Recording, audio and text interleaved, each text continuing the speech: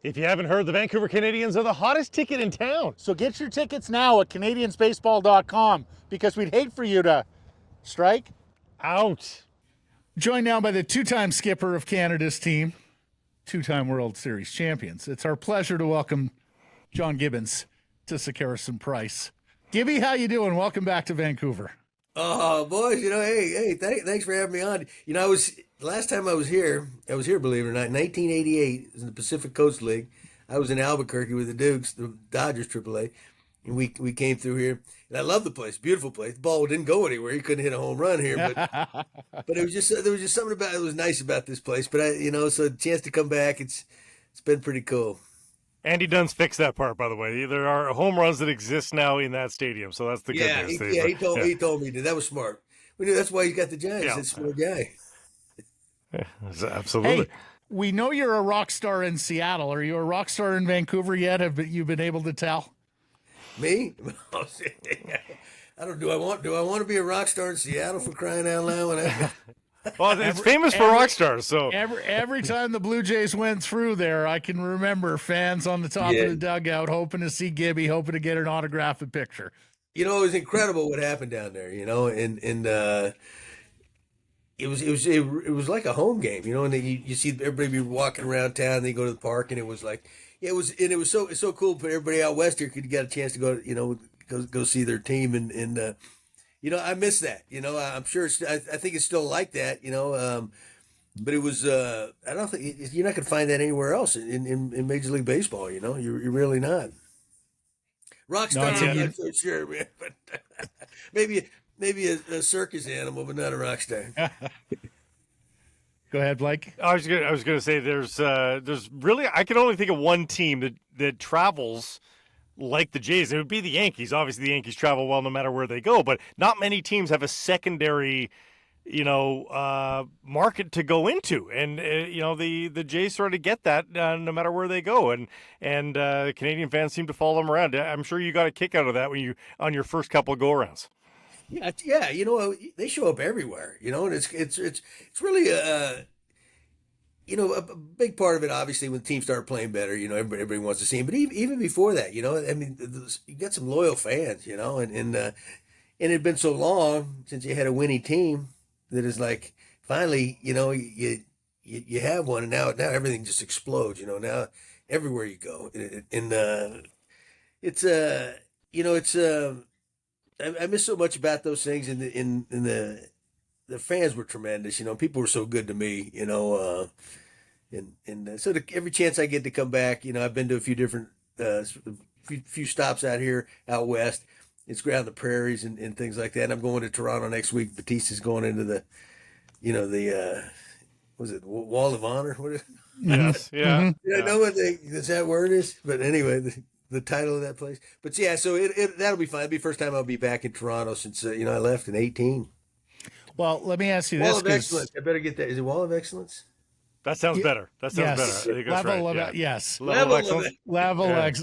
Exactly. Up there in the upper deck. I was going to ask you, John, because you were the skipper during some tough times, and there was 2 decades there where there was no playoffs, and then you were the skipper when they got back to the playoffs, and it seemed like Toronto got switched on baseball again, and really that is maintained through here to present day. What was that like for you? Well, what I'd always heard, when I started out there as a coach before I became a manager, so I was there probably 15 years, right? And you'd hear every year, if the team's legit, or they're in it late, you roll around to September, watch what happens, right? But you know what? We'd always fall out in June, so we never got to see it happen. And sure enough, in 2015, we were just we were a good team, but we had some big holes. We needed a new shortstop. Reyes was just getting old. We needed to shore up some defensive, left field. And then we needed another starting pitcher. So Anthopoulos went out, of course, the story, Tulowitzki, Price, Ben Revere out there. And it just changed like that, right? Now, because you're never going to win with that defense, right? So that's what the big difference for us was. But then it wasn't like a gradual thing. Okay, everybody gets excited. It was like, boom, a light switch. And then everything that everybody had always told me happened, and it's like, damn, people, every night was a sellout. And everywhere we went, and it was so my biggest regret is we didn't win it that year. That's the year we should have won it. 16 would have been, that would have been nice, but we had the team to do in 15.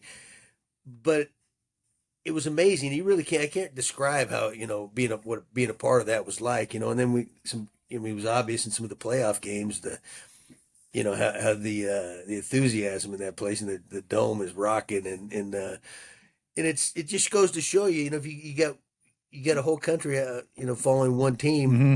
My God, spend some money and put together a winner, man, and you can't go wrong, Yeah. and they got a good team now. But it's almost like they should never go through a drought, like just like the Yankees and the Red Sox or whoever, Dodgers, because there's too much of a following, there's too much money to be, to equip your team. So, but it's there's nothing like it. How'd you deal with the attitude? Because they had this swagger, this attitude that for that team seemed like it worked well. The current team gets a little bit critiqued because they seem to be having too much fun in the eyes of fans. People want them to get down to business, just win some games, then you can have fun. How did you walk the fine line of managing that? Because you want them to have some confidence. You want them to have some swagger. You don't want it to distract from the task at hand. So did you manage any of that, or did they arrive into that proper slot on their own? Are you talking about like the hockey mentality, man? You guys quit dancing around on the field and hugging everybody on there? Yeah, there's a little bit of that. A little bit of that. A little bit of that. Yeah. Mhm. Yeah, you know what? Well, that team back then, the personality. I don't know. I know some of the guys on the team now, but the personality was so different. We had a handful of guys that weren't liked very well in the league. Of course, you go with Bautista and Donaldson right up there at the top, right? And Stroman was another one, and so the guys were out to get those guys anyway. And these guys were all emotional guys, so you had to put out fires, whether it's with the umpires or some other team. So that was kind of the identity of the team, because those are our big players. And my job was just to hold it together, right? You got to pin their ears back every now and then. But they're the show. This is kind of what made them. That's what made them tick too. That's why they were so good. So you can't just pull the reins in too much, right? Let them do their things. And the fans loved it. Fans love personality. They don't want to come see some dud out there. Even I don't care how good he is, But I look at this team now. And they have a lot of great players, but it's almost it's more like a happy-go-lucky group. But that's that fits the personality, I guess. But bottom line is win something. He finally got back in 15 and 16. They've been back the last couple of years. So now you start getting used to that. Now it's time to win it all again, like they did in 92 and 93. So. You mentioned Bautista and the level of excellence, Gibby.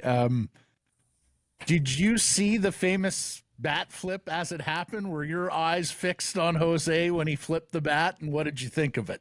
No, I missed that thing. I've seen it. I don't know how many times since, but because when he hit it, I'm tracking the ball. Can just go, one of those kind of things, right? And then he flips it, and so I got to admit, I didn't see it. And it's crazy. Remember the uproar of it? We offended the Rangers or whoever. Now everybody, yes, yeah. That was 23 years of frustration for a country, all wrapped up in one thing. I thought it was tremendous, right? But now everybody. And John, Shohei Ohtani throws it down the right field line. It almost hits the foul pole now with his bat flip. Everybody's doing it now. Oh yeah, and nobody celebrated home runs more than the Texas Rangers did anyway. So, but it was true. That's one of those things that's going to go down in history. And I was talking to Jose yesterday, and I don't care if anybody else had hit that home run, right? It wouldn't have, and flipped the bat. It wouldn't have the same effect to me. It was just something about Jose was a villain in the league, but he was the face of the franchise. He had big years through all the lean years, and there's just something about his crusty personality that him doing it would be. Even if Donaldson did it, if Joe Carter had done the same thing, I don't think it'd have had the same effect. What do you make of this year's team, John? I like it. They got the best pitch in the league, I think, with the rotation. Of course, Barrios and Kikuchi stepped up because they were question marks. And then their bullpen is really, really good. So, they're in a good spot right now. Tampa Bay got off to a great start, so it they kind of pulled away from everybody. Where you take that away, and it might be even closer right now. Baltimore's giving them a tough time. All you got to do is get in, though, now, right? It'd be ideal if you win the division, but just get in and see what happens because they have too much pitching. We know John Schneider as the former skipper of the Vancouver Canadians, so it's been delightful watching him rise up through the ranks. What do you make of the job he's done? And John, how much of managing has changed now? Like, how much of it now is people management, and how little of it is the strategic decisions that now seem to come from on high?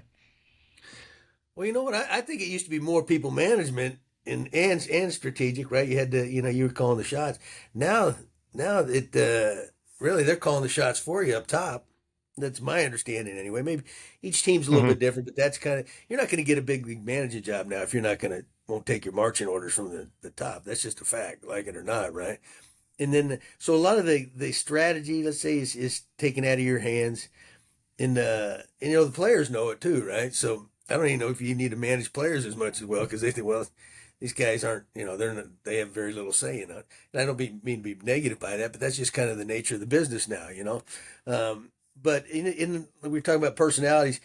If you got in 15, I mean, that group wasn't an easy group to manage, because you got big personalities, and they're fighting with each other, and they're some huge egos, and they're emotional, right? And so the manager's job is just to hold them together, man. Make sure, hey, let's not step out of line, that kind of thing. So it wasn't an easy group, but it was a fun group to do, right? But hey, bottom line is winning. It doesn't matter what they hire you to get the most out of what you got. Well, what was the biggest dust up? How many guys in the room were going at each other? That you had to split it all up. Do you remember like a true ballroom brawl in the dugout, or not in the dugout, but in the clubhouse? I had a couple of my first go around there with these other guys. There were some things that happened on the bench. We got a little bit heated like that. I was watching Schneider and the other day with Chapman, right? I'm going to get him, Johnny, get him. Come on, man, let's go. I said, for crying out loud. Hey, but most of them were behind closed doors, Yeah. Last question here, Gibby, in part because you're in Andy Dunn's office, so I'm going to ask this, but what do you make of the Vancouver Canadians, Nat Bailey Stadium, and the job that this affiliate has done for the Toronto Blue Jays, not just in terms of producing players, and you managed a bunch of them, including Pilar, but for being a Canadian flagship for the franchise on the other side of the country? Well, yeah, I mean, you need that. There's and they've been very successful here. And like you said, the big thing is, you're running players through, and players, they love playing here, and they advance and they get to the top. But it's they represent Canada really on the West Coast, right? This is your West Coast version of the Blue Jays. And of course, Andy, I've known Andy from somewhere, but then we had lunch today. But he's been around the game. He knows the game, the insides, outs of, and he's a real pro. Along with Walter too. So, but it's you need that out here. It's hey, well, we may not be able to see the big league team in person for a while until they go to Seattle or wherever. But you know what? We can go see the future right here, and there's been a lot of good ones come through. Including you today, sir. Thank you for the visit. Thank you for the time here today. We hope you have a wonderful day and trip here to Vancouver, and we look forward to catching up down the road. Appreciate that, man. You guys check out my shirt, by the way, man. I can have it up with the best of them. I got that bright red marijuana leaf. Hey, we'll see you in the parking lot outside the third base line. Exactly. All right, Gibby? Thank you.